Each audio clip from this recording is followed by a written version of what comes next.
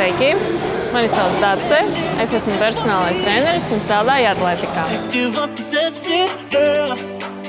Tātad, pirmkārt, cilvēki atnākot uz trenižieru zāli, nezina, ar ko sākt. Kaut ko dara, kaut ko mēģina, bet rezultāts izpaliek. Fiziskās aktivitātes prasa tomēr kaut kādu sistemātiku, lai būtu tas rezultāts. Droši vien, ja cilvēks atnāk uz to trenižieru zāli, viņš grib kaut kādu rezultātu redzēt. Uzlabot veselību, fizisko formu.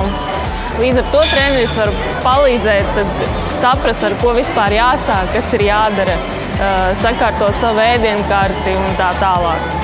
Pati ar sportu nodarbojos jau 15 gadus vismaz.